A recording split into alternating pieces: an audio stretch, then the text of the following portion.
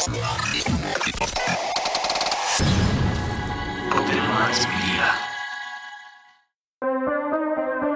County 911. My brother's gone. Can you be a little more specific, sir? He took my brother. Who took him? I don't know who took him. I don't know what. Sir, take a breath. Explain to me what happened. And I looked out and there was this big red blinking UFO.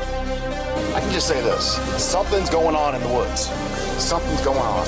They're not dogs, they're not coyotes. What could it be, right? I had an encounter with a skunk ape, and it completely altered the course of my life. I found a skull. Are you guys going to want to come film this? Put him out. I just see it. Sightings of a UFO hovering over a barn. Millie woke up from a dream, and when I went into the bedroom, she said there's a monster on the wall. They saw that the creature had run through a barbed wire fence. They were able to obtain hairs. They sent the hairs to their lab, and it came back as an unknown creature.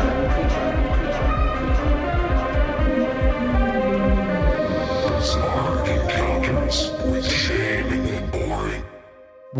What is up, guys, and welcome back to the most bizarre show on the internet. I am the one that they call Sasquatch. And I'm the big bad boo daddy, Orin Felix. That's supposed to be like your wrestling music. I'll come up with something better. I'm gonna create like a little like intro play thing, because I already said I gotta do the audience cheering. I also gotta add in some music, because you can't just have like a walkout for a wrestling match without having some type of music playing. Well, that was definitely like the John Cena music that you were doing with your mouth, so I'm all about that. I need to do something a little bit more daddy-oriented, as creepy as that sounds coming out of my mouth right now, and I kind of, flinched a little bit saying that, but you got to do some kind of... No, that felt good coming out of your mouth. Well, there's a lot of people on social media like calling you the big bad boo daddy. I feel like going into the next event that we're just going to have to introduce you as that. Like when we do presentations, anything, we'll just say, this isn't Orin, this is the big bad boo daddy. And speaking of the next event, Shayn, why don't you tell everybody what that's going to be? Oh, you threw it back over to me. I thought you were going to do that. Well, I'll tell everybody. All right, so we're going to be... Got me fucked up over here. Just disregard this shit show, everyone. So Cryptid Halloween 3, it's going to be in Ranson, West Virginia. This is the same event that me and Shayn spoke at last year. It's our buddy Dave, a.k.a. the Snarly Owl, super cool dude. We're going to be speaking and emceeing this year. It is going to be Saturday, October 26th from 10 to 5. It's a free event. It's going to be at the Ranson Civic Center. So you guys definitely come out and check it out if you're in the area. It should be a great event. And last piece of news and updates. As everybody saw, we're gone the last 2 weeks. One of the days, I don't know what you're off doing, but you had something going on that you weren't able to record.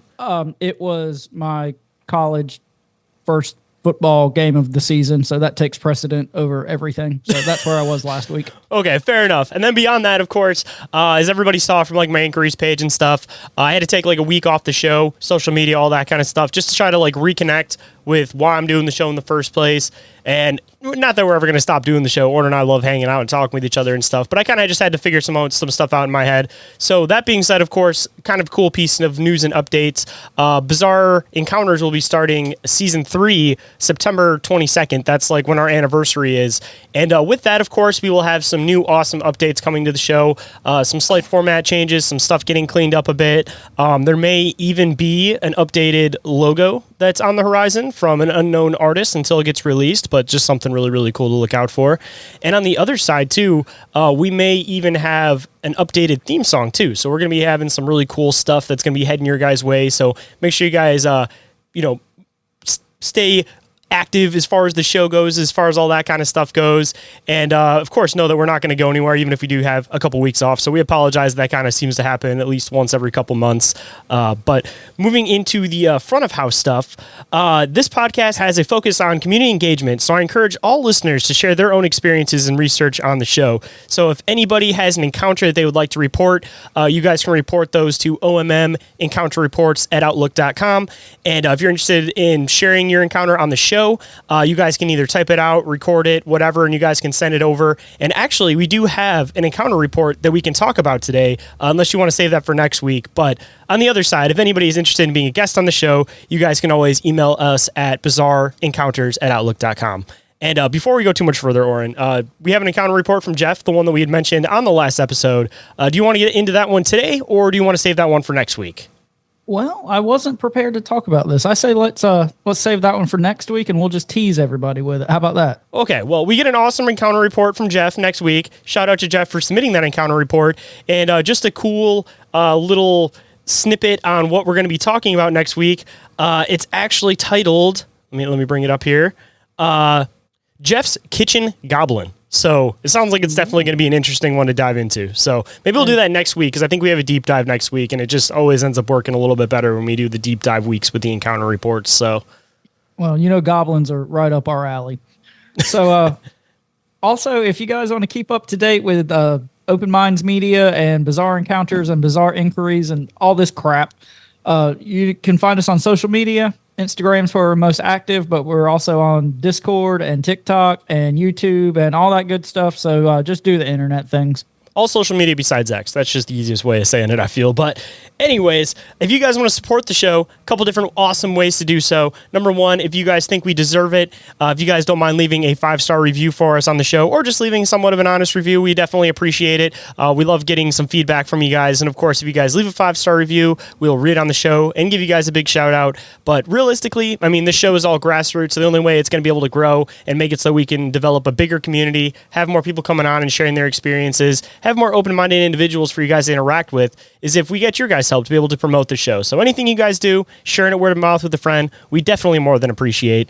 And beyond that, of course, you guys can go and join the Patreon. Over there we have 3 different tiers, a $1 tier, a $5 tier, or a $1 tier, a $3 tier, and a $5 tier. All have 7-day free trials available. There's going to be a lot of new stuff coming as far as the Patreon goes. Of course, we have our side show, which Orin will give you guys a little bit more information on that one in a minute. And then I also have another solo encounter report type show that I have in the works. So there's going to be two Patreon exclusive shows soon enough. So make sure you guys keep tabs over there and check all of that out. And figure out which tier suits you guys the best.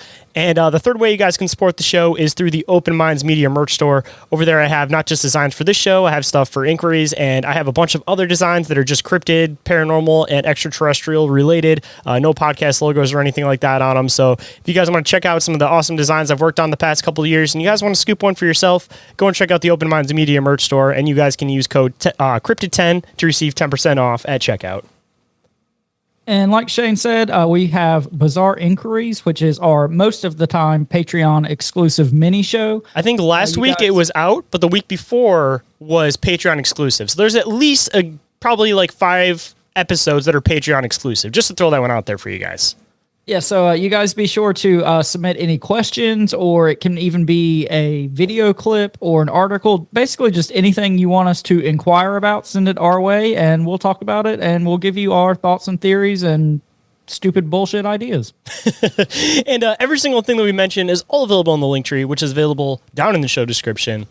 And today for you guys, please welcome to the show, Brian King Sharp from Sasquatch Odyssey. Welcome to the show, man. Hey, what's going on, man? Not too much, man. Absolute pleasure to have you on this side. We, of course, had some awesome conversations on inquiries, so I figured I had to get you onto this side and make it so that you could talk to my co-host. Little did I know you guys had already met each other, so...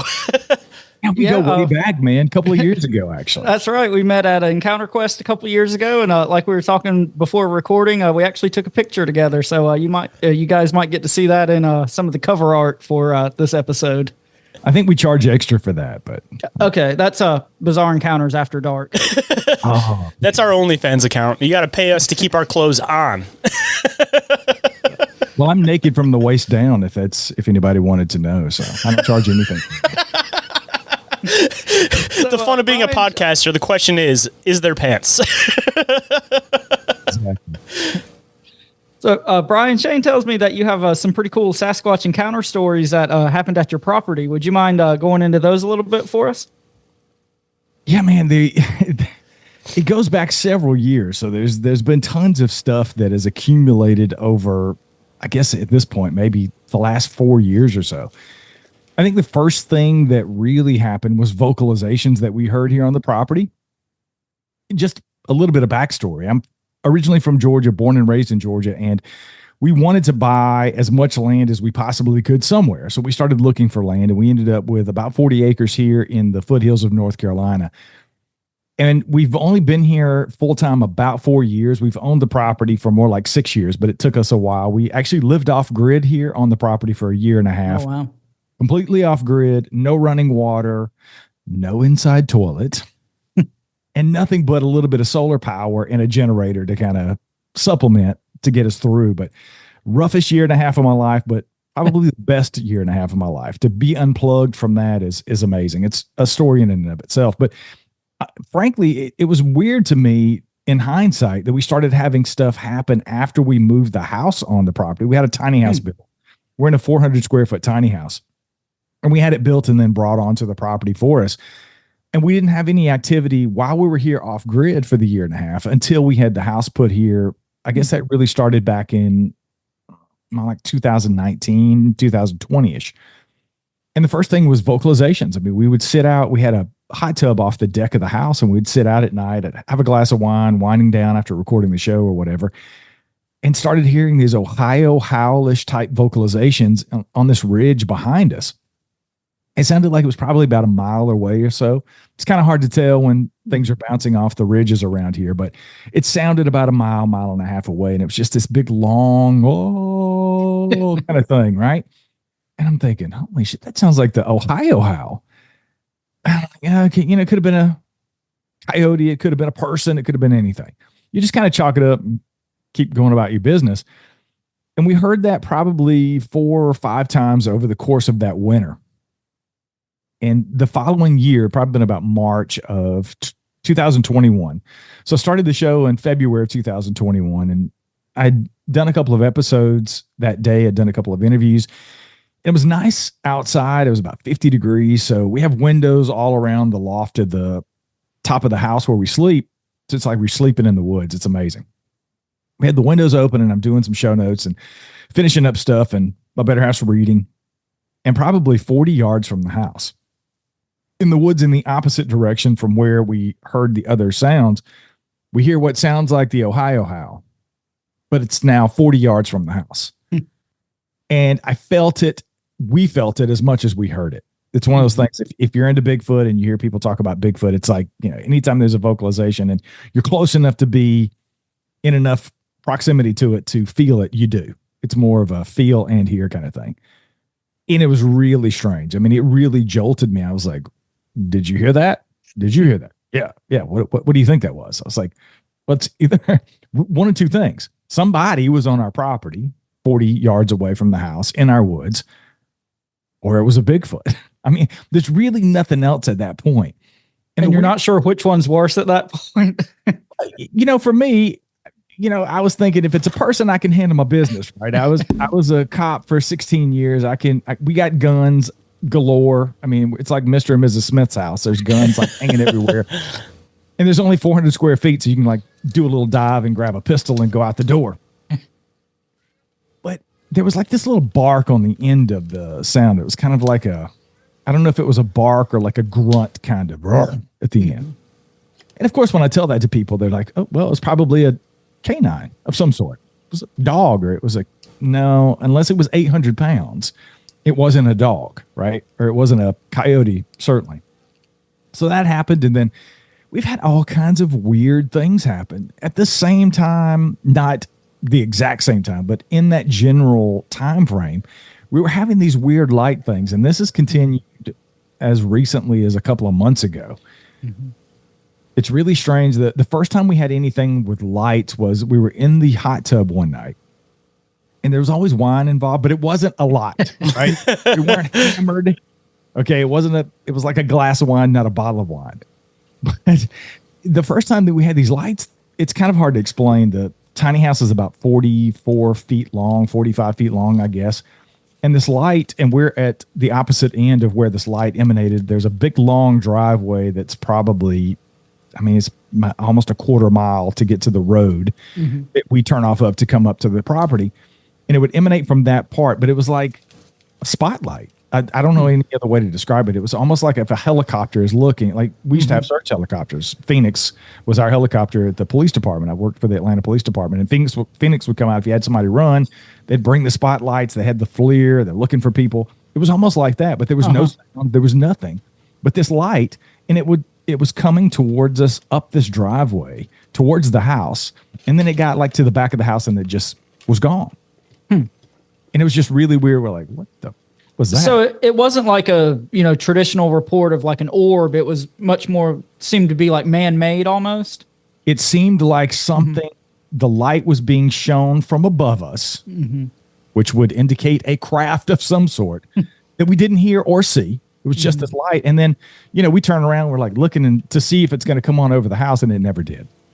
But even after that, a couple of times, we've had this as recently as a few months ago, up in the loft, sleeping, middle of the night, 3 o'clock in the morning, 4 o'clock in the morning, whatever, pitch dark outside. And when I say 0 dark 30 out here, it is dark in the woods. There's no light pollution. There's no lights around. We don't have porch lights, and we don't have neighbors with porch lights.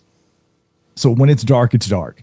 But we've woken up to the entire loft and the entire house being lit up from outside. Almost the similar thing to what we had experienced before. But the entire area, the whole woods is lit up. And then it just fades away. It's gone. So it's just really weird. But I don't think Bigfoot's flying over us in a UFO. That's not what I'm trying to say. In addition to the other things that we've had going on, we've had the light stuff. So the Bigfoot stuff, I guess I'm saying Bigfoot because I don't know what else to call it at this point. But I guess the next thing outside of the vocalizations was this gifting scenario, this weird thing that we had with, I was walking the dogs. We have like a couple of acres that we've cut out trails that we can walk around the property and walk the dogs. We have 3 dogs. Walk them every morning after breakfast and then after noon and then in the evenings after we feed them. So I'd walk the dogs the day before, and I had there's this little stump off to the side of the trail. It's probably 12, 14, maybe 16 inches around. Old cedar stump. It's kind of rotted. Never really paid that much attention to it. But we're coming down, it's towards the end of the walk. So I'm looking over one that morning, and I see this like shiny object that catches my eye. And it was this bright white something the sun was shining on. And I go over and I look, and it's a turtle shell. About 5 inches, 6 inches around, just a little box turtle shell. And it's turned upside down, and it's stuck into the side of this stump. Not on top of it, not below it, beside it. It's literally like jammed into the side of this rotted stump. It's just the weirdest thing. It wasn't there the day before, and now it's there. And this thing is completely bleached. It had to be, I'm saying months. It was probably a year plus old. It was bleached out, and then the inside had a few leaves or whatever, and it was kind of crusty inside, but the outside was perfectly bleached white.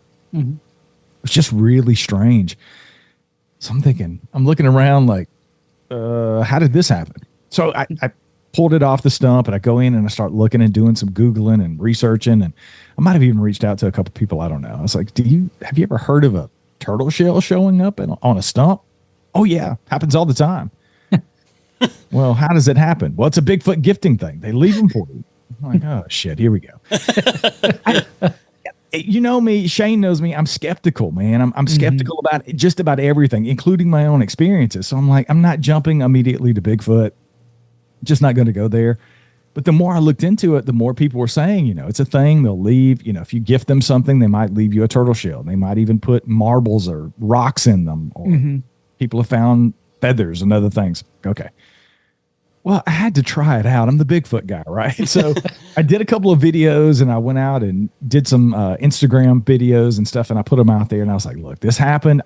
People were like, oh yeah, it's definitely Bigfoot. It's definitely Bigfoot. Oh, okay. Well, so I had to start gifting at that point. I'm like, I'm going to leave some. We didn't eat a whole lot of peanut butter at the time, but we used like ground sunflower seeds, sun butter. So I got a brand new jar of sun butter. Like, I'm going to put it out there, and the stump had a little hollow spot, and I just kind of hollowed it out, and I could sit the jar down in there. So something just couldn't walk by and knock it over or just easily pick it up. Something would have to work to get it out of the stump. So I put that out there, and I put a trail cam up. I think we lifted up for maybe 3 days. I'm walking the dogs, and nothing's happening. I'm checking the sun butter's gone like the second day, right? Second or third day.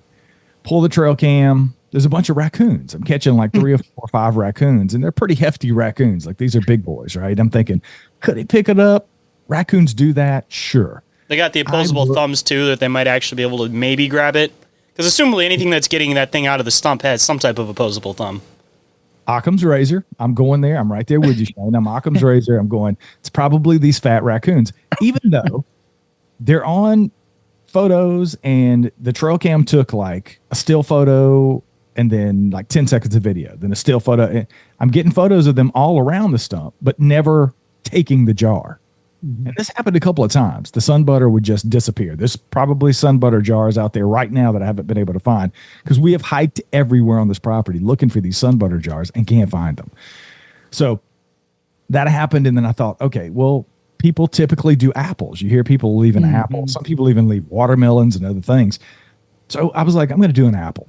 So we had some apples that like just red, delicious apples that were in the fridge that were kind of going bad. I'm not a mushy apple kind of guy. So it's like, I'm going to take this apple. It's going bad anyway. I'm just going to stick it on a stick. So I stuck it on the top of a stick and I went out and put it in the stump, put my trail cam back up. Same thing. 3 days go by. I check the camera every day. The raccoons are dancing around, having a party all over the place, but they never go towards the apple. So the apple's there for like 3 days.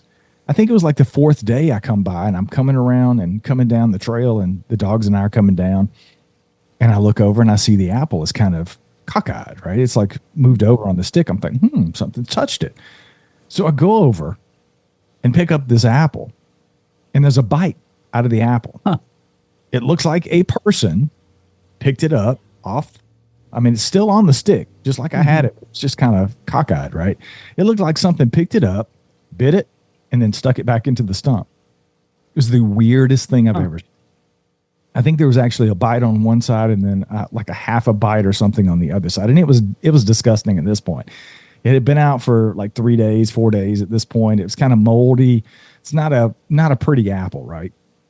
I still have the photos. I don't know if I ever sent them to you, Shayn, but I'll have to send them to you guys so you can see them. And I come in and I'm like, that looks like a person bit this apple or something with a mouth like a person bit this apple. So I come in and take a couple of photos and I think I sent one to Doug Highcheck and I think I sent the other one to Wayne, my co-host on that Bigfoot podcast, and no context. I was just like, what do you think about this? And it was, why did you take a bite out of this disgusting apple? That's nasty. And I'm thinking, yeah, I didn't do that. And of course, they both immediately concluded that that was really strange and that it was more than likely a Bigfoot that bit the apple, of course. So I'm back to square one. I'm just not going to be able to get away from that. This is a Sasquatch. But at this point, nothing else is really making a whole lot of sense to me, to be honest with you. And of course, when I posted it online, I did post the pictures. I think they're still on my Instagram. I get these people saying, oh, well, clearly somebody walked onto your property and took a bite out of this apple. Okay, first of all, my nearest neighbor is almost a mile away.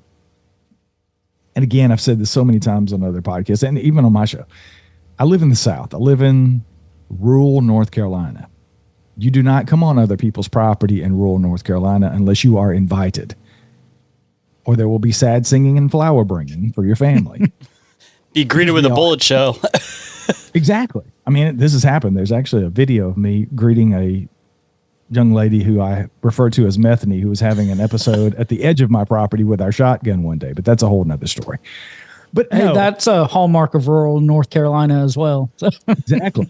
You get to hear me pump the shotgun and everything. I felt like I was back in my old police days when I, So, watch people sober up real quick with hearing that hearing that recoil. She was literally doing dirt angels in the video, like screaming. I thought it was a dying animal or possibly a Sasquatch that was on the property that day. But no, Methany did not come onto the property because where this happened is hundreds and hundreds of yards from any access point that you'd have to go past cameras and gates and other things. It's just not plausible. And I mean, you'd have to find the stump. I mean, you literally have to just look for this. It didn't make sense to me. Occam's razor was not telling me it was a person at this point. So that happened. I don't remember the time frame. I'm horrible with dates. I don't even remember what I had for breakfast. So shortly after that, in the same time frame, within a few months, I was walking the dogs on the same path, and it had been raining a couple of days before.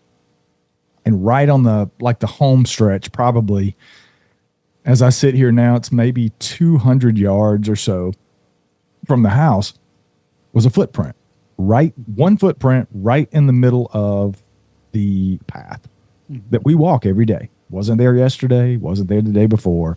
There it is. It was a weird looking print. It almost looked, I don't know how to describe it. It almost looked like a huge canine type foot at the front part of it where the toes would be. And then like a 13-inch or so human print on the backside. It's really weird. Again, there's pictures out there. I put pictures of it in the book. And I think there's even a video of me casting this on my Instagram. If you guys want to see it, it's Bigfoot BKS on Instagram. You can see the casting video and the whole nine. So I found that footprint, and I've subsequently found probably, I don't know, at this point, 4 or 5 other sets and or individual prints, either on my property or there's another property that I have access to.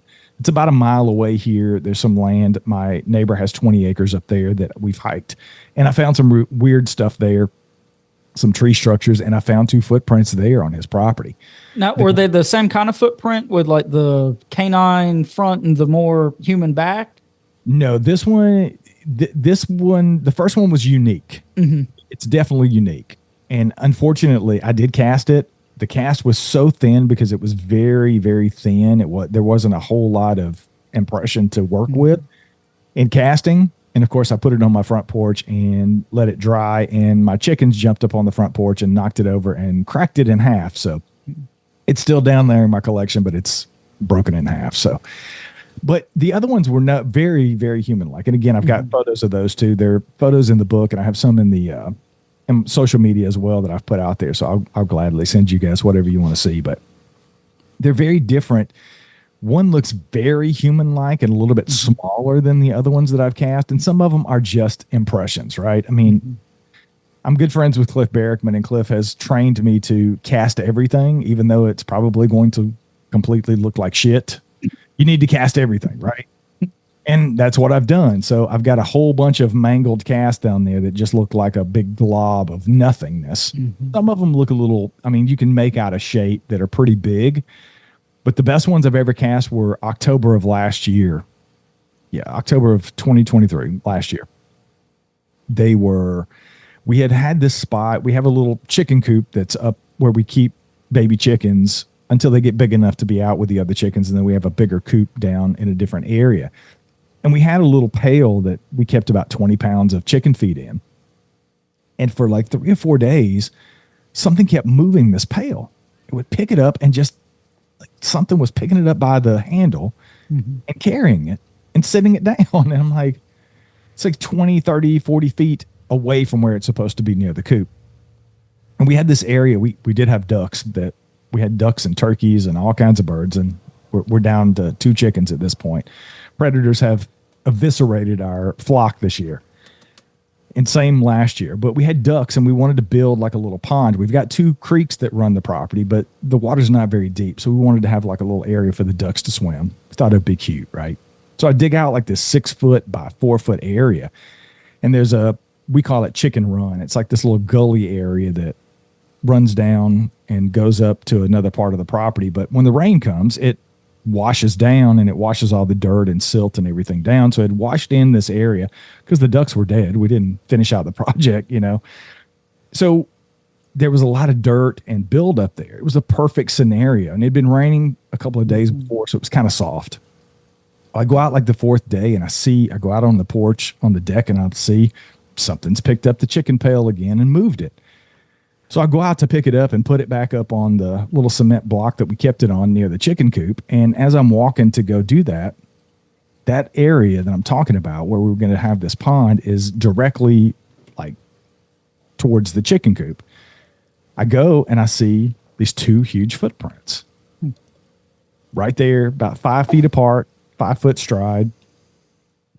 And I'm looking, I'm going, I'm feeling at this point like I'm being punked. I'm waiting on, what's that dude, Ashton Kutcher? I'm thinking he's going to swing out and go, ha, gotcha, Bigfoot dude. You got squatched. You got squatched, but that never happened, right? So I got some casting material. We had rain coming in, so I had to be quick. So got casting material. I ended up covering them up with, I don't know what I laid, like plastic cover over the top of them as they set. And I pulled these cast out, and I was amazed. I mean, I could see the definition. I knew there was something there way more than I'd ever seen before as far as me finding prints. And when I pulled the cast, I was amazed. I mean, there's clearly 5 toes there. It's, I wish I had one of the cast. I'd show them to you guys, because I'm going to this. I could show them to you in my book. There's the. It's hard wow. That's them side by side. If you want afterwards, if you send me a picture of that, I'll make sure I include it in the cover art. Even if you just take a picture of it out of your book, I can clean it up and make it look good so the listeners can see it too. Yeah, I've got some good pictures I'll send you. So yeah, I pulled those out and I was like, there is no way on earth that I'm going to tell anybody. I was like, no. I don't even think I told Wayne initially, my co-host on that Bigfoot podcast, and I tell him just about everything. I was like, no, I'm not doing that, because I'd found there was, between that time, there was another, and this is kind of important at this point, because now that I've started looking at them, I just made copies of these. Literally, I made the first copy maybe a month or so ago. It took me that long to do a mother mold. And if you've ever done casting and you know what a mother mold is, you know what a pain in the ass it is to make and be able to replicate cast the right way. And I did it the right way. Michael Freeman, Paul Freeman's son, is a good friend of mine, and Michael helped me through that process. It was weeks and weeks and weeks of many phone calls of helping me figure that out. But I got the replicas done, and I sent the first ones that I pulled out of the mold, went straight to Cliff Barrickman for he and Jeff Meldrum to take a look at. And he's already come back with some pretty interesting things that he's found. He sent me some cool scans that he's done, and he sent them over to Jeff. So I'm waiting on Jeff to get back. I literally texted Cliff yesterday and asked if he'd heard back from Jeff, and he has not. So, but Cliff was seeing some interesting stuff in the toe stems, on particularly the left foot that he was talking about. So all the things that he and Jeff Meldrum geek out about that I don't have a freaking clue about. Dermal ridges and shit. Yeah.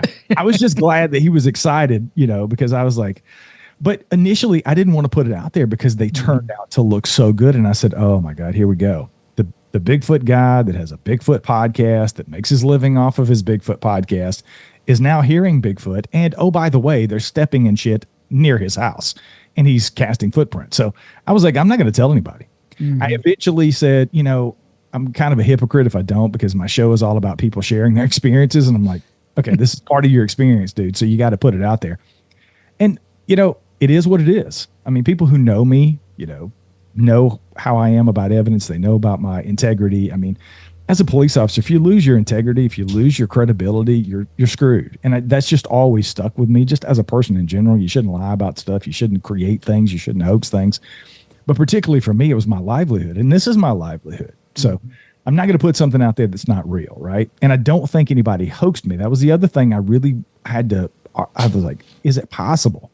Because people in this area know me. We don't have a ton of neighbors, but the ones who do know what I do for a living, is it possible some Yahoo thought I'm going to run the risk of running on Brian's property and making prints? And then it just didn't make sense to me. So once I got to that point, I was like, screw it. I'm just going to put it out there and people can think what they want. But yeah, after that, man, that's pretty much it. I mean, I've had other experiences in other places. Went up on expedition with Todd Standing last year up in Radium, BC in Canada. Had tons of experiences up there that I still can't explain. I mean, everybody who knows me, listens to Sasquatch Odyssey or any of my shows, know how I feel about Todd Standing and his hoaxed videos. But I do believe there are Bigfoot in his research area that I interacted with last year. We had rocks thrown at us. We had whoops. We had yells. We had wood knocks.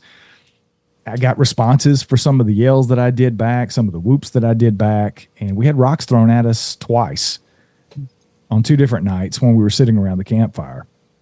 And Todd was sitting there right next to me. So I know it wasn't Todd throwing rocks. And we were almost 20 miles deep in the woods. I know there was nobody else running around out there throwing rocks at us. So, I've had other experiences more recently that unfortunately I wish I could talk about, but I can't. I know I sound like such a tease right now, but I did this I was a guest on another podcast a couple of nights ago over in the UK. And I was like, it really is horrible that I can't talk about these recent experiences, but I'm under an NDA, so I can't talk about it at this point. But I can tell you, there's some things on film. The project will be done hopefully in the next 8 weeks or so, and I am stoked to put it out there for people to see, because it was some life-changing stuff that happened during that time of my life, let's say, where I was in undisclosed places doing undisclosed things with undisclosed people. Didn't you mention too that, again, not to get too heavy into it because you can't really talk about it, but you said that there was some of the more obscure experiences where it's not the typical Sasquatch stuff. It's more of like the unexplainable weird side of Sasquatch. So maybe at some point we can come back around, but I thought you'd mentioned that. I think that's a fair assessment to what I might have said, Shayn. Yes. We'll have to revisit that at some point in the future. And I'm sure we definitely will. We'll have to make sure you come back around on both shows, because regardless, man, you're always a fun dude to have a conversation with. So I appreciate that. So yeah, tons of experiences, and I think up until recently, I was definitely on the fence about the existence of these creatures. Mm-hmm. Even after we just celebrated over 500 episodes of Sasquatch Odyssey recently, and as many people as I've talked to, I never disbelieve anybody. I never discount anybody's experiences, but it's just one of those things that you truly seeing is believing. And it's really difficult to get to that point. For me, 100%, being as skeptical as I am and being as realistic about the subject as I am. But yeah, there are certain things that happen to you that move the needle, man. And I hope it happens to everybody eventually, if that's what you want. Well, I think you kind of bring an interesting perspective to all this, because, I mean, certainly people who have podcasts tend to be less skeptical, I would say. So what was kind of your motivation for starting the podcast as a skeptic? I just wanted to talk to people who had experiences, because I had an experience when I was 12. Mm-hmm. That I can't explain to this day. I still don't know. In hindsight, I would say it was probably more likely a Sasquatch at this point. Mm-hmm. But I had an experience where I think I was paced out of the woods by one of these things. I heard some grunts, some growls. I feel like I was bluff charged. Think I was bluff charged. I mean, I know it as a bluff charge now. I certainly didn't at age 12, but looking back in hindsight, in all the totality of all the things that have happened to me and other people that I've documented over the years, I now look back and say that was probably a Bigfoot. Mm-hmm. So that's one of the things that has always haunted me, is I didn't get to see what that was that scared the shit out of me when I was a kid. So I've always wanted to talk to people who saw them. And there was this story, I put it in I think it was in the first chapter of the book, when I go through kind of my beginnings in this. There was a guy named Mr. Brown who was a ginseng hunter. He went out and collected ginseng in the mountains nearby where I lived in North Georgia. I think it was 1977. He was supposed to go out that day and collect ginseng with his partner that usually went with him. His partner wasn't feeling well, so he didn't go with him this day. So he goes up on the mountain. He's doing his thing. He's by himself. Here's rustling and things going on in the brush. And he thinks, oh, well, maybe it's Joe or whatever his name was, who was supposed to be with me. Maybe he's feeling better and he's going to come up and help me finish up what we were doing. But time passed and nothing happened. In the time that it would take from where he heard this noise to his buddy getting to him, his buddy should be there, but he's not. It's like, oh, whatever. He keeps doing his thing. And he hears this again. More rustling, but it sounds closer. He looks up and hears this big, giant, hairy creature staring at him from, I think, 15, 20 feet away. And they lock eyes. They stare at each other. He's like, oh, man, what do I do now? Like, he's frozen, right? And this thing ends up growling at him, gruffs at him, and turns and walks it back into the woods. And the interesting thing about that story is, this thing was dragging its foot, and it was, he described its arm as being, I don't remember if it was the left or the right side, but basically one side was kind of injured. Like this thing was dragging its foot like it had an injury. And I used to hear that story as a kid. My great-grandparents told me that story as a kid, and I was always fascinated with it. So I wanted to talk to people who had that kind of experience. Mm-hmm. And I never knew that if that story was true, honestly. Until I started my podcast and started doing research. I have a new entire podcast now called Backwoods Horror Stories, where I read stories, encounter stories But I started on this show, on Sasquatch Odyssey, reading, I called it story time. I just read encounters.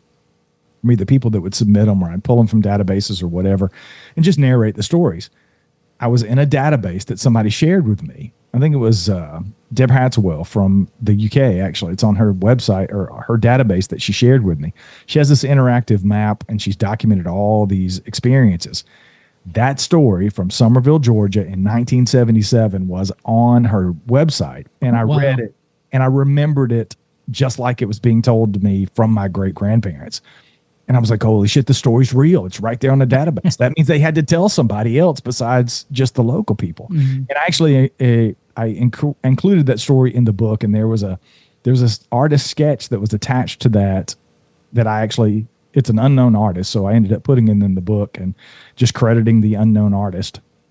So if they ever come forward, don't sue me. I tried to credit you, but it's in the book. So I thought that was just a really cool story. But that was a long-winded answer to say I started the podcast because I wanted to talk to people, particularly in the southeastern United States, who had experiences and actually seen these creatures. Because I'd interviewed people afterwards, subsequently, who didn't think that was a thing, right? Peter Byrne, one of the four horsemen of Sasquatchery, he was the last four horsemen who passed away sadly last year or year before last. I think I was the last person to interview Peter before he passed away. And he didn't think that Bigfoot existed east of the Rockies. So I wanted to disprove that.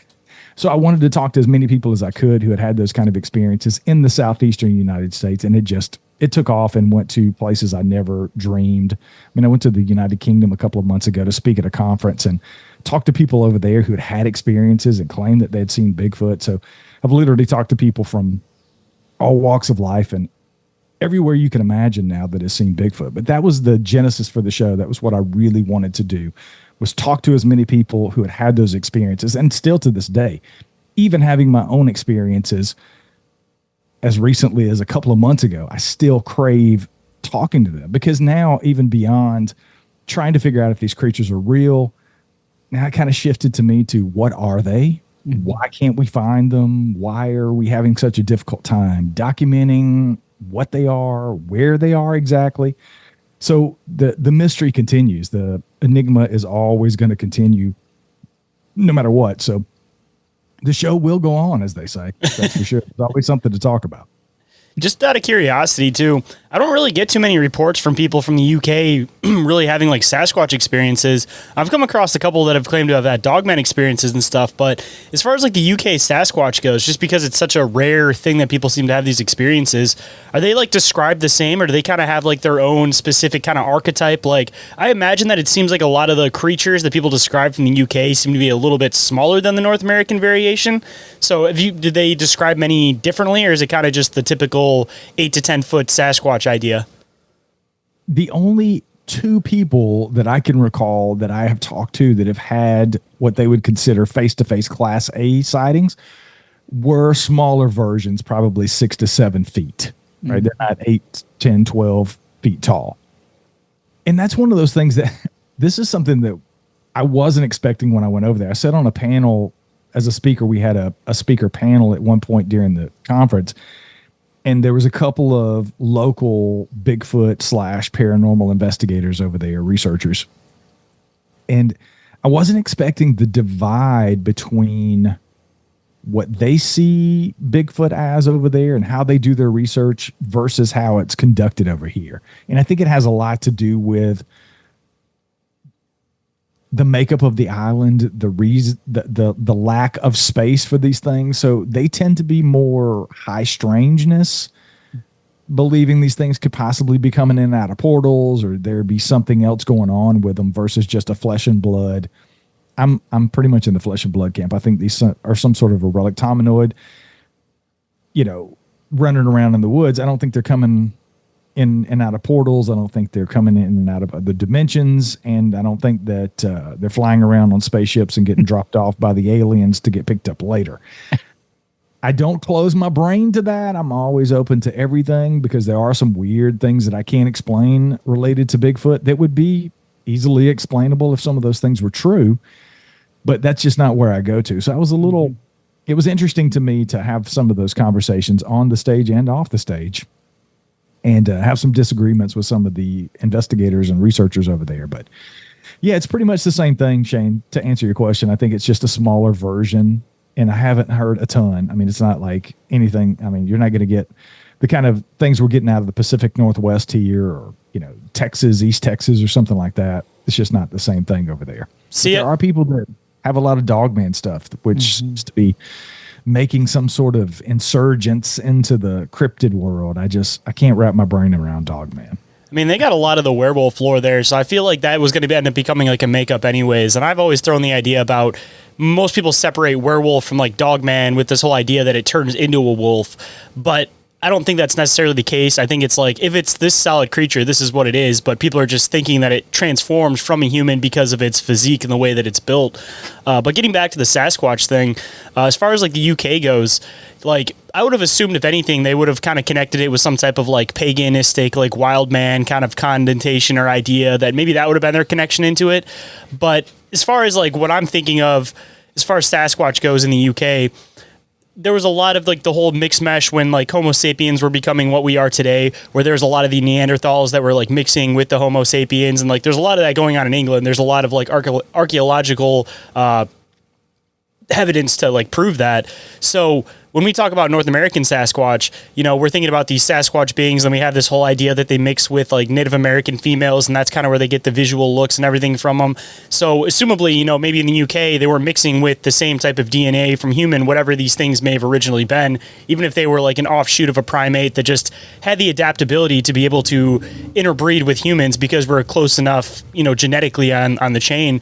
So I'm kind of curious if maybe like the smaller 7-foot Sasquatch idea comes from possibly whatever the father DNA you want to call it for this creature is, mixing with like female Neanderthal DNA. So it's like there's this link that it seems like possibly that there's this unknown father DNA, and that's whatever these things originated from. And then it's always mixed with some type of human DNA. And assumably, depending on the region, they're mixing with different females. So maybe that's kind of where they got their different looks and appearances from. So maybe again, in the UK, they're mixing with Neanderthals. So I don't know if there's a lot of visuals on them, but I'm almost kind of curious if they have more of like the defined brow ridge and less of like the Native American features and more of like the caveman looking features. Yeah, I'd have to go back and listen to. I've talked to one of the people I've talked to was just in person. It wasn't an actual interview that I did, but Deborah Hadswell, who had an encounter when she was a kid, I did a couple of interviews with her. I'd have to go back and listen to her description of what she saw, but I'm pretty sure it was kind of a caveman sort of look, but she did say it was very ape-like as well. So I don't know. The one thing that surprised me that I wasn't expecting about the UK was we went into London and stayed in London for I think 4 or 5 days before we actually went out to where the conference was, which was out in the Bridgewater area.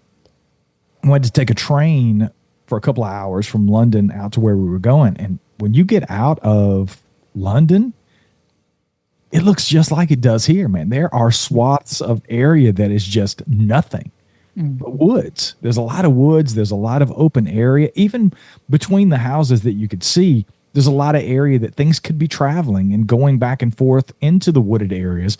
And then we went out to, me and a couple of other researchers out there. Daniel Barnett took us out to his research area. We went to 2 different sites where he had found what he believes to be Bigfoot activity. And I have to say, it was, dare I say, as Bobo would say, it was pretty squatchy. I was a little shocked, to be honest, that existed, because you just hear about the United Kingdom and you think about most people, I guess. I'll speak for myself. I think of something like London, right? You just think about the big city, all the touristy areas. But I tell you, you get a couple of hours outside of London, it changes. And I was really shocked. And I found myself walking out of those woods going, there could be a Sasquatch out here. If they exist over there, could they survive in that area? I'm going to tell you, if you like lamb and you like sheep, there are thousands and thousands of them, because there was a fenced in area and we were finding sheep wool. I'm like, where in the is this coming from? So we walk over and there's like 400 sheep and staring me in the face, like right on the other side of these woods, right in this big open expanse of place. I didn't see a house or anything. There's just sheep everywhere. Thinking, man, there's water right here, there's cover, and there's food. and there's no real predators over there. I was like, well, what kind of predators do you guys have over here? Oh, we got fox. How big are they? Just like your fox over there. The fox we have here are pretty big, and they can take a chicken. That's about it, right? Sasquatch, it's like kicking a chihuahua. They'll be like, get out of here. Exactly. And these things aren't taken. And we found a bunch of bones. We found some weird piles of bone in these woods with a bunch of wool. I'm assuming they're sheep bone, right? So I don't know. Of course, there's big cats over there. People say there aren't, but I do believe that there's been enough sightings of big cats in that area to think that they're probably the apex predator if Sasquatch doesn't exist over there. But something killed whatever that was. I'm assuming it was a sheep, and these sheep are 250, 300 pounds. Like, wow. Even a group of these small foxes aren't going to be able to take that animal down and then drag it into the woods. And then, yeah, it didn't make sense to me. But yeah, I don't know. The UK was interesting, man. See, I mean, it kind of connects something else too. We did an episode recently on like Norwegian troll lore, and of course that's like Norwegian. It's Norway and stuff, so it's like kind of just like across the water from the UK. But I'm almost kind of curious if you'd find a lot more of these Sasquatch-like tales if you looked up like wood trolls or like forest trolls, because the way they're described is basically how we would describe like a Sasquatch, and it seems like a lot of this stuff, it's just different names for the same type of phenomenon. So, you know, in the UK, hearing Sasquatch sounds kind of weird, but I wonder if you start diving into like wood trolls or forest trolls, if you'll actually start finding some encounters, because that seems to be more of the motif that I've kind of heard over there. Because I have a friend from, I grew up with them and stuff, but he moved back to Ireland. He's an Irish guy. And he obviously digs into like all the old folklore stuff. And he says that obviously like wood trolls and like trolls are still part of like UK folklore. So I'm curious if that might be the avenue to go, and you might end up finding a lot more than you might think over there. Yeah, I think that's the case with a lot of stuff. If you just what you put into a search engine and what comes back out of the search engine, you know, if you don't ask the right questions, you're not going to get the right answers. And it's the same thing a lot of times. I think what you're saying with eyewitnesses, you know, if you phrase the questioning right and ask the right questions and read enough into the descriptions, because, you know, eyewitness descriptions are fallible. That's another thing I write about in the book. Eyewitnesses, you know, in police work and even in doing these kind of investigations and research into Sasquatch, eyewitnesses are just fallible people. I mean, we're all fallible. And when you're under a high stress situation and you're scared shitless and you're trying to describe, I think that's a lot of times why Sasquatch are described as 9, 10, 12 feet tall. Could they possibly be more like 6.5 to 7 feet tall? And then the fear and adrenaline added like 3.5 feet? Yeah. Probably so, right? I think I've used the analogy in other interviews in the past is like, you know, you go in the bar and you have a few too many and you get into it with the guy next to you and you get your ass whipped and you come home and the next day you're telling your buddies, man, this guy was like 6'7", 380 pounds. And he that right cross. Well, the guy that actually beat you up was 5'7". He just knew karate, right? But the alcohol added the other, you know, almost 2 feet to the guy and the other 280 pounds that you added onto his weight. So it's kind of the same thing when you have Sasquatch encounters. You get scared and your adrenaline's pumping, everything changes, you know. I mean, even on the other side with hunters too, it's like, you know, you're the badass that's always out in the woods hunting. You're not scared of nothing. So it's like, if you get chased out by something that's 6 foot, it sounds a little bit bad. You know, it kind of ruins your reputation a little bit. But if there's this 10-foot beast, then nobody would expect you to do anything but run, you know, like. Yeah. Why didn't you shoot it? Because it was 10 feet tall and it weighed at least 1,500 pounds. Could it have been 6.5 feet tall and 180 pounds? Possibly. Yes. But yeah. I mean, and again, I don't know, you know, I haven't had that kind of encounter with these things. But I tend to believe and err on the side of a lot that gets added to afterwards, you know, because it just doesn't physically make sense for something to be that big. I always go to Robert Wadlow. I think he was probably, I think he might still hold the world's record as the tallest man ever to live or something. He was what, like 8'7" or 9 foot? I don't know how tall he was. That's the guy that's in all like the Ripley's Believe It or Not stuff, right? Yep, exactly. Okay. And if you see him, I think it was, oh God, I'm going to have to Google it now and look and see how tall he was. I think it's like 8'7". I think he was like almost 9 feet. So yeah, about somewhere between 8.5 and 9 feet. Almost 9 feet. He had like I think his foot was like 20 inches long. It was something crazy enormous. I know because I did some research and looked him up, because somebody I'd interviewed talked about finding a 22-inch track, and somebody said, oh, that's way too big for a Bigfoot. They don't get that big. I'm like, Robert Wadlow had a 20-inch foot and he was a dude. Like, man, so a Sasquatch couldn't have 2 more inches? I mean, come on. But I said all that to say, if you see video, there is not a lot, but some video of him, because he I don't know when he passed away. It was like early 30s or 40s or something like that. He walked with a cane from the time he was a teenager, I think, because his body just broke down under the massive weight. And the skeletal structure is not built for humans to be that big. And even primates. I know primates have existed in the past. I mean, it's with a few thousand teeth and a couple of jawbones that they've extrapolated that Gigantopithecus was probably 10 or 12 feet tall. If it was standing on its hind legs, that's huge, right? 1,000 pounds and 10 or 12 feet tall is huge. It just doesn't make sense to me that a Sasquatch would be 10 feet, or I mean, I've even had people tell me this thing was 12 feet tall. We measured it. The tree was 12 feet tall and its head was right there. And then they're the biggest, fastest. It just, some things just doesn't compute, right? So how can something be 10 feet tall and weigh 1,000 pounds and be the fastest thing that you've ever seen at the same time? Something's off in the sauce as far as that goes. So, I don't even know why I started talking about that, but there you go. Well, Brian, before we let you go, it's been awesome having you come on the show tonight. It's always good to have another North Carolina boy on. I'm in Raleigh, so I'm just a few hours down the road from you. But would you mind telling all our listeners where they can find your podcast and any other links and information you'd like to share? Actually, side note before that, too, before you let everybody know your links, you mentioned your book a couple times. So before you get into your links, if you want to give people a quick synopsis of your book, so if they're interested in that, and then you include that in the show links, too. I figured take the opportunity to be able to promote your book a little bit too. Yeah, absolutely. I always promote the book. I didn't know if you noticed that. I only said it like 6 times. Shameless plug. Yeah, shameless book plug.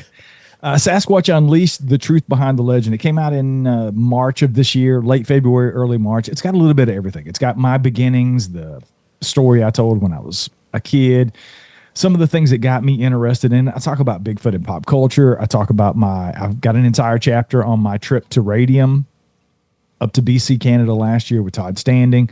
I talk a lot about evidence, the scientific method. I get into pareidolia. That's one of the things I think that is just really killing the Bigfoot community now.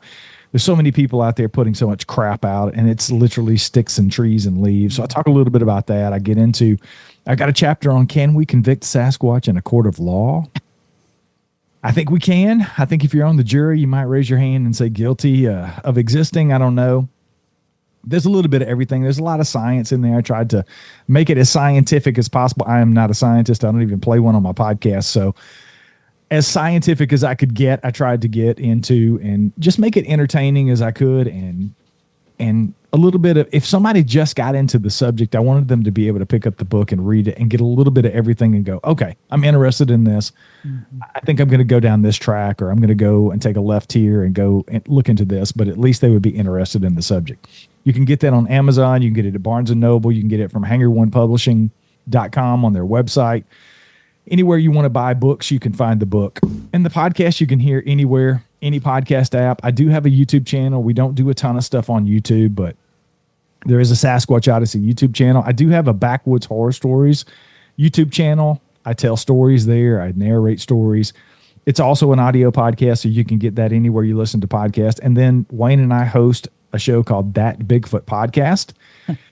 It is definitely not your grandpa's Bigfoot encounters show. We don't do encounters on That Bigfoot Podcast. We talk about everything.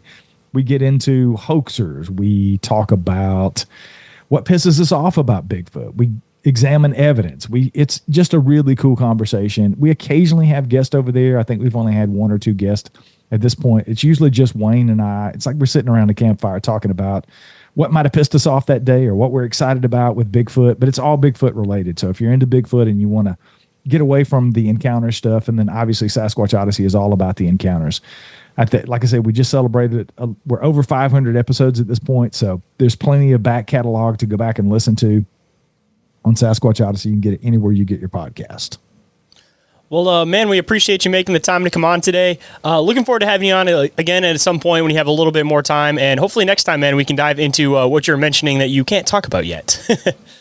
Yes, that undisclosed location, doing undisclosed things with undisclosed people.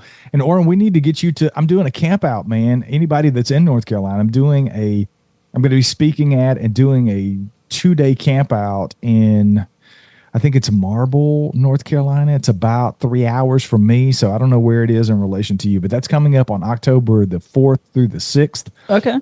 If you guys are interested in that, I think there's about 3 or 4 spots left for that. So ncbigfootadventures.com is where you can get tickets for that.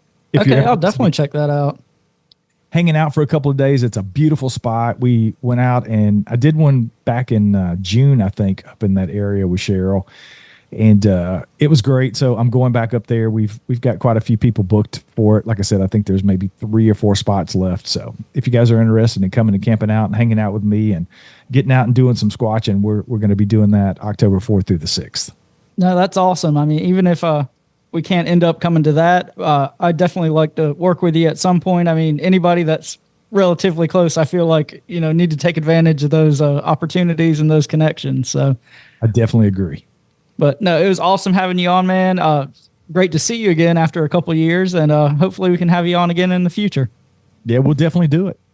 All right, y'all, if you enjoyed this episode and want to reach out to us or contact us in any way, Shayn, tell everybody how they can do that. First of all, you guys can email us at bizarreencounters@outlook.com. Second, you guys can get a hold of us through social media, Instagram, Facebook, Discord, YouTube, TikTok, whatever's easier. Instagram is the one that we are the most active on, of course. And the third way is by going to the link tree, and there is a specific submission form for contacting us that will go directly to our email. And while you're already there, there is also a submission form for reporting an encounter. So don't forget to report those encounters either through there or through the email, which is ommencounterreports@outlook.com. And guys, I know I tell you every single episode, but I have to make sure you guys are aware we've had 2 weeks off, so I definitely have to solidify it in your guys' minds. Always, always stay bizarre. Bizarre. Bizarre. Bigfoot's eating rotten apples.